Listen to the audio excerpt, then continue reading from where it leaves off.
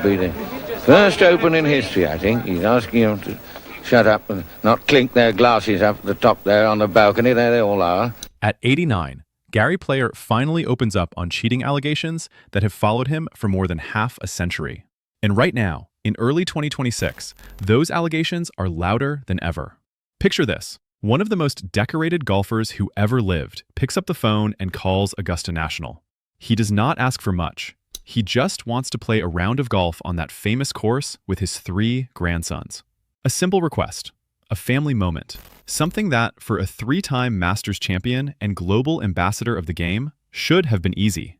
Augusta said no. And Gary Player went public about it. He told the world that he and the Big Three made Augusta what it is today. He said he deserved better. Some people agreed with him. Some felt the club was being unnecessarily cold to a living legend. But many others looked at that reaction and saw something they had been seeing for decades. A man who believed the rules simply did not apply to him the same way they applied to everyone else. A man who had spent a lifetime testing every boundary he could find. That is the story we are telling today. Not just the 2026 Augusta conflict, not just one incident in the desert or one suspicious moment on a golf course in England. We are telling the whole story, the full picture of how a legend built his image on discipline and honor, while peers, commentators, and historians quietly kept a very different kind of scorecard. If you want more deep dives like this, tap the hype feature and give hype to this video. It tells me you want the next part of this story. Gary Player is one of the greatest golfers who ever lived. That part is not up for debate. Career Grand Slam, 9 major championships on the regular tour, another 9 on the seniors tour. He traveled more miles than almost any athlete in history just to compete. He changed the way golfers thought about fitness and preparation. He was the Black Knight, the man in black, a symbol of grit, discipline, and competitive fire. Millions of fans around the world loved him for it. Many still do. But here is the thing about legends. The brighter the image, the darker the shadow underneath. And for Gary Player, that shadow has been there since long before most people started paying attention to it. Peers noticed it on practice tees. Commentators noticed it on broadcasts. And in 1983, one of the most respected golfers in the world finally said what so many had been thinking for years. Number 7, the 2026 Augusta conflict and the entitlement pattern. In early 2026, Player publicly criticized Augusta National Chairman Fred Ridley after the club denied his request to play a 4-ball round with his 3 grandsons. Player argued that as an ambassador who helped make Augusta famous through Big Three battles with Arnold Palmer and Jack Nicklaus, he was entitled to certain privileges. The club disagreed. Many observers looked at his reaction and called it entitlement. But this was not the first time Player and Augusta had clashed. Back in 1961, after winning his first Masters, Player broke club rules by taking his green jacket home to South Africa. When he was ordered to return it, he reportedly told Chairman Clifford Roberts, "If you want it, come and get it." That is not the response of a man who sees himself as a guest of the game. That is the response of a man who believes he is above the rules. Player also once publicly ranked the Masters as the last of the 4 major championships, dead last, at the club that gave him some of the greatest moments of his career. And more recently, public lawsuits between Gary and his son Mark over the unauthorized sale of memorabilia, including the 1974 Masters trophy, have dragged the Player name into a kind of chaos that Augusta, a club built on quiet dignity, simply does not tolerate. The 2026 grandson conflict is not a standalone story. It is the latest chapter in a pattern. Number 6. The 2022 Golf Saudi logo and the sports washing problem. At the 2022 Masters Honorary Starters ceremony,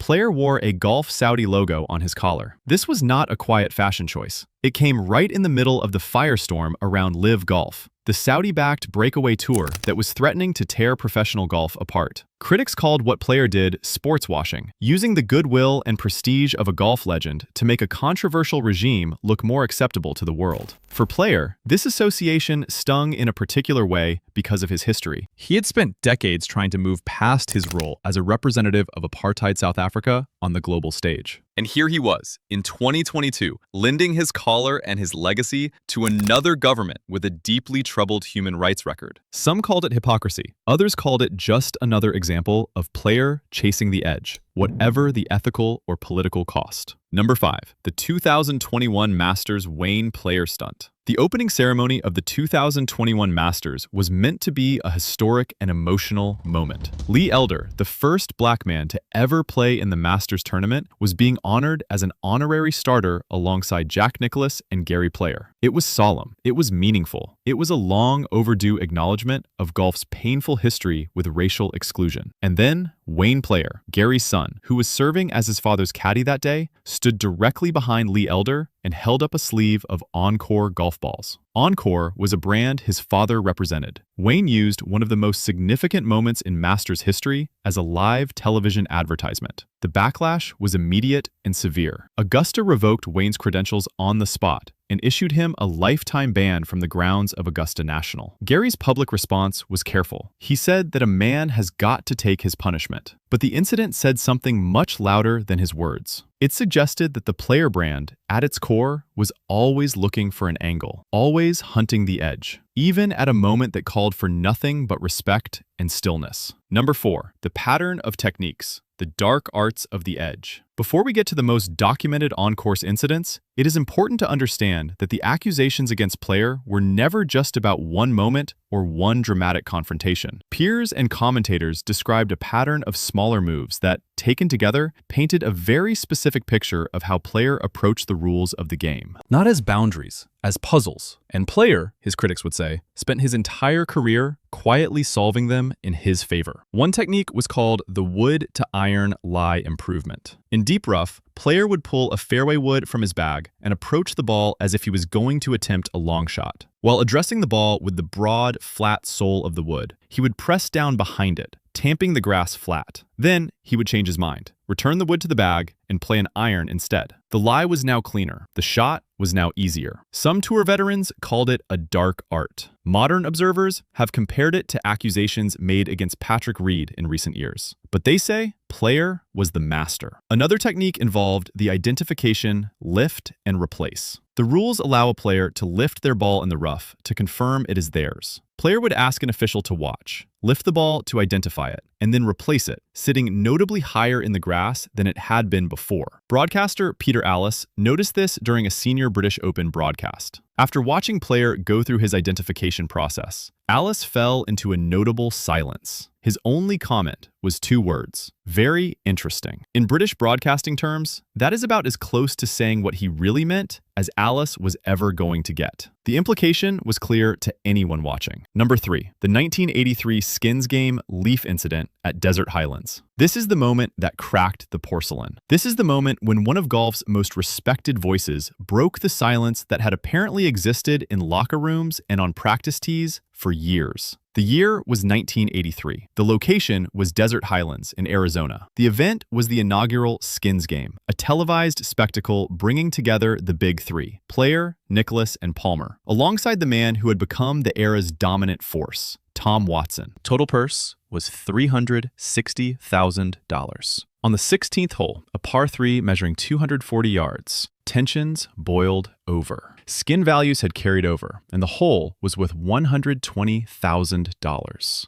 Player's tee shot missed the green and left him a delicate chip from the desert rough.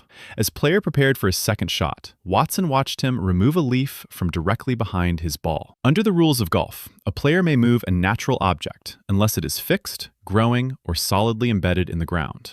Watson's argument was that the leaf was rooted or embedded deeply enough in the sandy soil that its removal improved Player's lie. That is a prohibited act. Player chipped close, halved the hole, and the skins carried to the 17th, which he won for $150,000. After the round, sports writer Dave Anderson of the New York Times captured what happened on a dirt road behind the 18th green.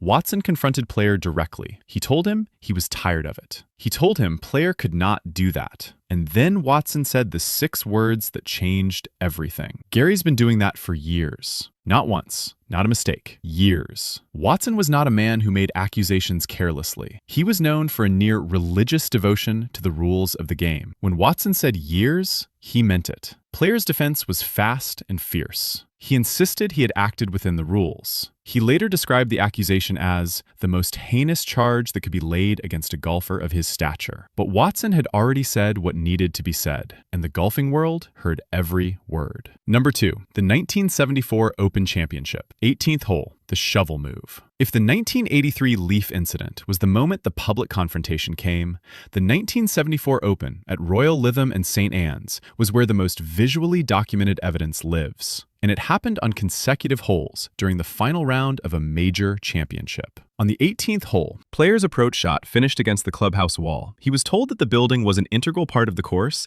and that he was not entitled to a free drop. He chose to play the shot left-handed, using the back of his putter. Before striking the ball, he complained that spectator shadows on the balcony above him were distracting. As he prepared with a practice stroke, he moved approximately an inch of soil from directly behind the ball. Modern video analysts have given this a name. They call it the shovel move. Under the rules of golf, improving the area of your intended swing or the lie of the ball during a practice stroke is a clear violation. The penalty is 2 strokes. Witnesses on the balcony, including members of the Royal and Ancient Golf Club, reportedly commented on the move at the time. No penalty was assessed. This incident is often called a smoking gun because unlike the 17th hole mystery, this one was captured on film. It is there for anyone to watch. And what it shows is a man physically altering the ground around his ball on the final hole of a major championship with no consequence whatsoever. Number 1, the 1974 Open Championship, 17th hole, the lost ball mystery. This is the one that sits at the center of it all. This is the incident that, if true, means Gary Player's 3rd Open Championship was won in a way that should have disqualified him entirely. The 17th hole at Royal Lytham is a demanding par 4. In 1974, it was bordered by exceptionally thick and tangled wire grass. During the final round, Player's tee shot disappeared into that vegetation. Under the rules of the era, a player had 5 minutes to search for a ball. If the ball was not found, Player had to return to the tee under stroke and distance penalty. That would have almost certainly cost him the championship. He was leading by enough that a bogey was survivable. A trip back to the tee was not. The search was described as frantic. Player and his caddy, Alfred Rabbit Dyer, scoured the rough as officials, gallery, and television cameras watched. Player reportedly asked an official to put the watch on him, loudly and publicly, to make clear the 5-minute clock was running. With roughly 60 seconds remaining, a marshal shouted that the ball had been found. Player played the shot and made bogey. He won the tournament by 4 strokes. But what happened after the tournament is what has kept this story alive for more than 50 years. Rumors circulated among local members of Royal Lytham that a ball with Player's identical markings was found later that same day, nearly 100 yards further back, in much thicker and more punishing rough than where Player had played his shot from. The most notorious rumor in golf history says that Rabbit Dyer, sensing the championship slipping away, dropped a second ball from his own pocket into the rough, allowing Player to find it with just seconds to spare. Some reports suggest the original ball was kept in a safe at the club as silent testimony to what happened. Player has dismissed those stories. He has argued that, with television cameras and thousands of spectators watching his every move, it would have been impossible for Dyer to drop a ball without being seen. That defense is logical. It is also just about the only defense available. Because the circumstantial evidence, the timing of the discovery, the ball found later with identical markings in deeper rough, the frantic nature of the search has never gone away. It lives in the record of the 1974 Open Championship like a splinter that never fully healed. So here is where we end up. A career Grand Slam, 18 major championships combined across the regular and senior tours. A fitness revolution that changed the sport. A man who traveled the world and brought golf to places it had never been. That is the Gary Player that the posters and the ceremonies celebrate. But there is another ledger, and it has entries on almost every page. Watson's 6 words in the desert, the shovel move at Royal Lytham, the lost ball that appeared at exactly the right moment, the dark arts in the rough that Piers watched for years without saying anything, the green jacket taken home to South Africa, the Saudi logo at Augusta, Wayne behind Lee Elder with a sleeve of golf balls, the grandson demand in 2026. Each one of these, taken alone, might be dismissed. A misunderstanding, a moment of bad judgment, a family problem. But taken together, they tell a story about a man who always believed the rules of the game were there to be tested, worked around, or bent in the direction of winning. Player himself has admitted in recent interviews that he was brainwashed in his early years, that growing up in apartheid South Africa taught him things that took years of travel and experience to unlearn. That admission takes honesty, but honesty about one chapter of your life does not automatically clean up the others. A man can acknowledge that he was wrong about one thing and still refuse to look honestly at everything else. The defensiveness about the 1974 and 1983 incidents suggests the Black Knight persona, the man who is always right, always disciplined, and always the victim of heinous charges, is still very much in place. The armor has never fully come off, and at 89, it probably never will. Golf only works because players police themselves. The honor of the individual is the foundation of the whole thing. It is what separates the sport from almost every other game on earth. When a man with 9 majors is accused by a peer of doing that for years, it does not just raise questions about that one man. It raises questions about the system that looked away for so long. It raises questions about how many trophies were lifted with hands that quietly bent the rules when no one watched. The 9 trophies are real. The records are real. But in a game where honor is the ultimate currency, the whispers from Desert Highlands and Royal Lytham ensure that Gary Player's account will always be under audit. Legends should not be above the rules. That is true at 89 just as much as it was true at 32.